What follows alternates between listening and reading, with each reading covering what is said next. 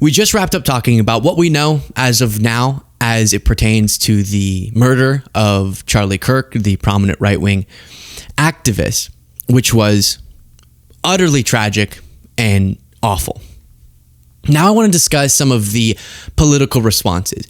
And if I'm being completely transparent with all of you, I've been in a bad headspace, a really, really bad, sad, despair-induced headspace since essentially moments after this terrible event happened, watching, and I know it's just Twitter, right? It's just online, and maybe that's not as relevant as it can feel, but watching the reactions have just sent me into a very confused, lost, hopeless place about where we are as a country. And so again, if you want to get more coverage or discussion about the event itself, I just did that. If you're a YouTube viewer, you can find that segment, a couple of them. But now let's talk about some of the reactions, because as I said in the last segment, you had people who purport to be on the left, on quote unquote my side, despite me feeling like I'm a part of a very different movement than what you're about to watch. And then people on the right, and what they're doing on opposite ends of this is using a horrific event for the most destructive causes. And so it's manifesting this way. And please, can we just be humans for a moment, attached to a level of humanity and adults? Because even seeing some of the responses to my past videos, I'm disoriented by some of you. Folks who are on the left, some of them, no one in positions of power. Democrats obviously are very unanimously opposing this and denouncing and horrified by it correctly. And yes, people are bringing up that is in stark contrast to when Melissa Hortman, Minnesota state legislator, was murdered. You had elected Republicans making fun of it. And that contrast is real, and it's something that we should discuss. But it doesn't mean that a part of this side, as simple as that is to analyze a complicated country, there aren't some really disturbing trends taking place. And the way it's manifesting is, as I just said, videos like this, I'll just mute it, but people kind of going, woo, yay, Charlie Kirk was murdered. And then you have stuff like, apologies, this. Created sick. Do you support his death? I do. And then, as we'll continue to examine, people on the right saying this means war, this is all of the left, we can't debate anymore, it's time for something else, violence, and using this to push forward what is a false narrative that political violence is only a left-wing thing.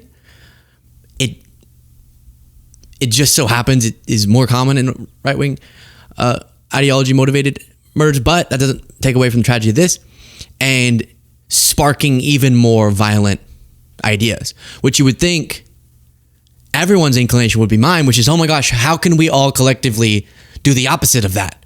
Pull back on this trend that it feels like we're barreling forward with, that just make us less safe and less productive and our democracy less stable. So that's the quote unquote left wing examples of people being like, yeah, it's, oh, ha, ha, ha, ha. People chanting, oh, he was shot in the neck. And I just can't properly explain how disgusted and sad that makes me, because if, as people, more conservative friends of mine send me examples like this, and they say, hey, these are people who agree with you on politics. And it's like, do they though? Because that's not what if you do think of yourself, if you watch the show and you think we align on certain pro-democracy principles, liberal, whatever, this is an abandonment of my values. And that's why I'm so opposed to it. And then it is a really scary time where folks on the right are, in response, perpetuating ideas that I think only people use the phrase heat up the situation more when we need the opposite. So Trump responded. The first part of this video was obviously totally expected and I have no opposition to, which is just giving condolences about the murder. He then did shift the tone to this. My administration will find each and every one of those who contributed to this atrocity and to other political violence, including the organizations that fund it and support it, as well as those who go after our judges, law enforcement officials, and everyone else who brings order to our country. From the attack on my life in Butler, Pennsylvania last year, which killed a husband and father, to the attacks on ICE agents, to the vicious murder of a healthcare executive in the streets of New York, to the shooting of House Majority Leader Steve Scalise and 3 others, radical left political violence has hurt too many innocent people and taken too many lives. Tonight, I ask all Americans to commit themselves to the American values for which Charlie Kirk lived and died, the values of free speech, citizenship, the rule of law, and the patriotic devotion and love of God. Charlie was the best. Right. So dedicating ourselves to free speech, all that, fine. But I'm focusing in on what then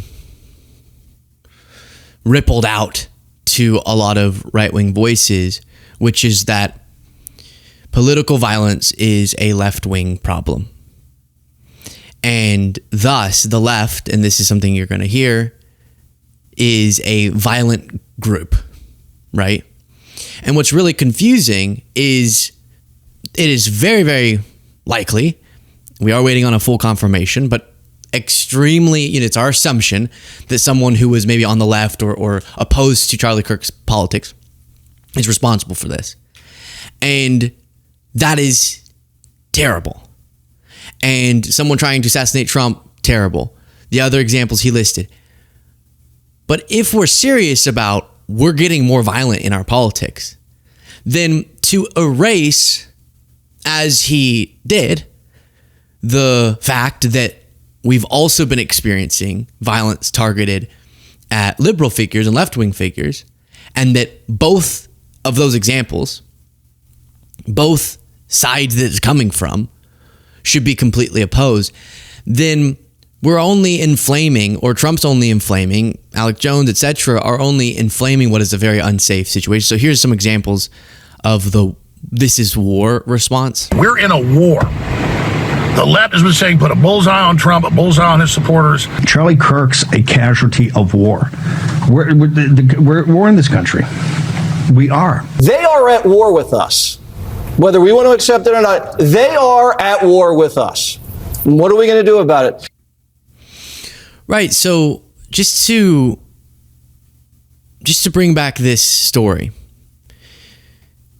I'm very curious what they feel about. And I just gave you examples of left-wingers being wildly inappropriate and horrendous.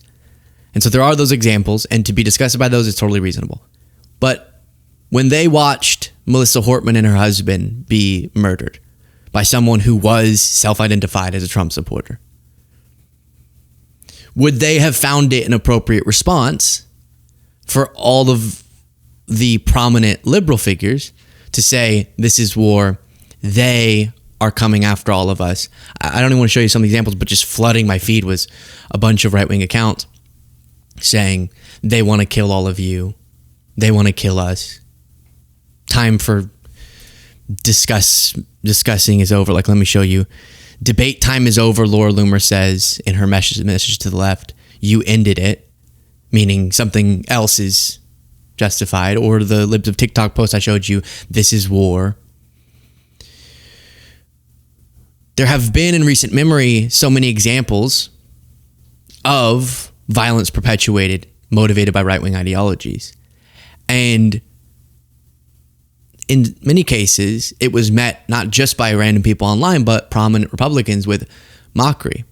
And so in response to this horrific act of violence, likely perpetuated by somebody of a left-wing ideology, why is their framework so different because mine's the same. Mine's exactly the same, regardless of the ideology that motivated someone's decision to do something so terrible. And if anyone is looking around, we're headed towards a really bad place, which is what is depressing me. That people with influence are saying, yeah, we are. The Kirk murder was an example of that. The Hortman murder was an example of that. The arson of Shapiro's house was an example. And shouldn't we try to stop barreling in that direction?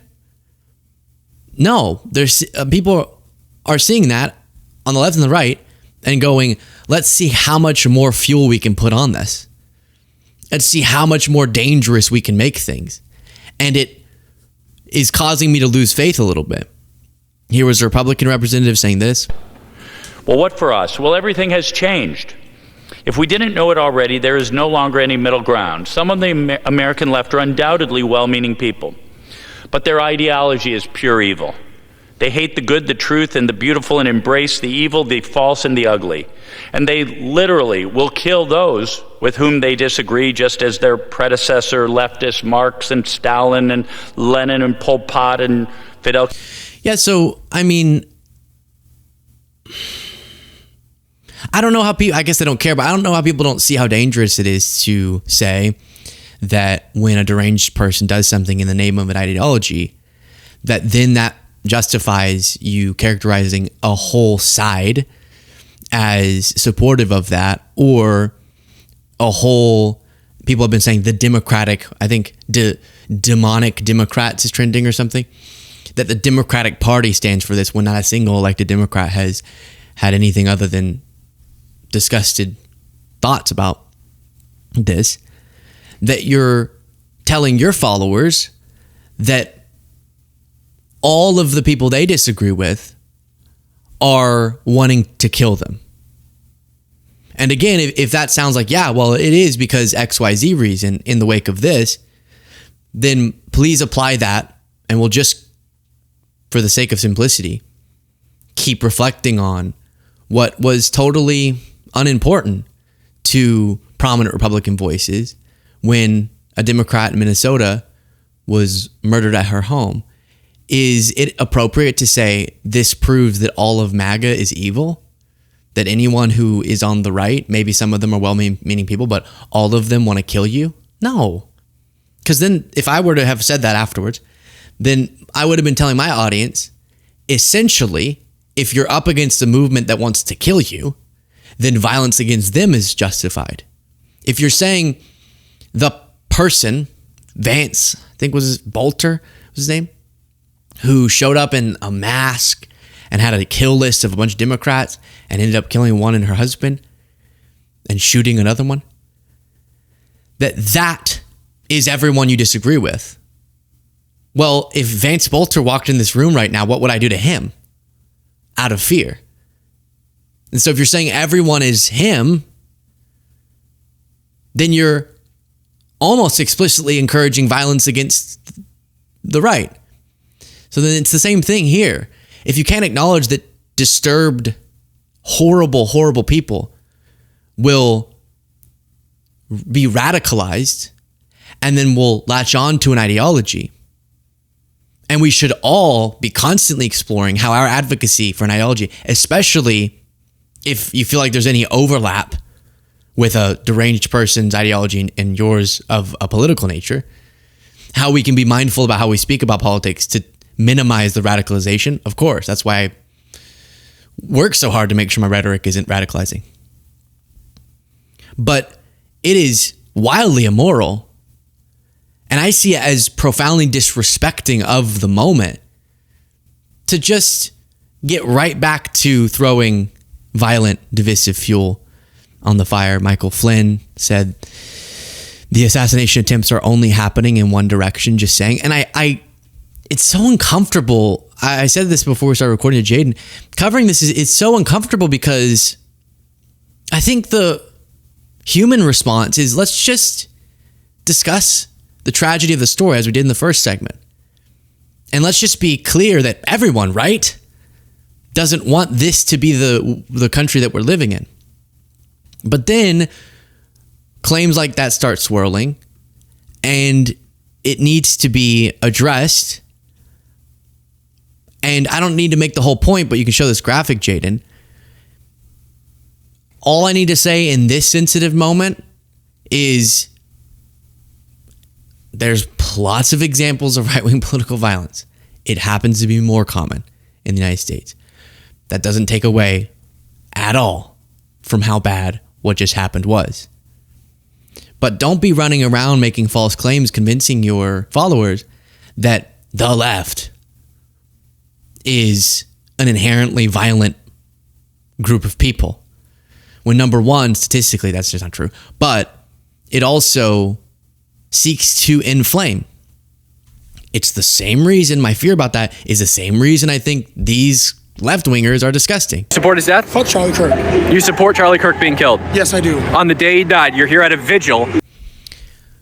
Horrible, disgusting, and they are not a part of my movement. And it's disgusting to exploit this moment to dehumanize your opposition in either direction. And I don't know how that's controversial. I mean, this is leading, again, this makes me uncomfortable. I'm just trying to show you some of what the discourse is.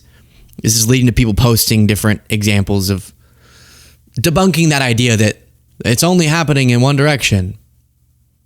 Maybe I can show you. This was Eric Trump. It's hard to fathom. We've seen enough death. We've seen enough senseless killings. And Sean, let me leave it with this. I'm sick and tired of seeing the bullets. They're only going one way. Again, first it was my father. Then you saw. So you see that photo on screen? Charlie Kirk with his family. What is so sick about our current political character that anyone can't just see that photo and be utterly heartbroken and then discuss thoughtfully how we prevent future violence like this? But to be clear and stark, what Eric Trump just said there is in the interest of more violence like this, just directed at his enemies and not his friends. My response, my motivation here is in hopes that no other beautiful children and mothers have to experience this like Kirk's family is. But to say the bullets are only flying in one direction, it's just, I mean, it's an attempt to erase.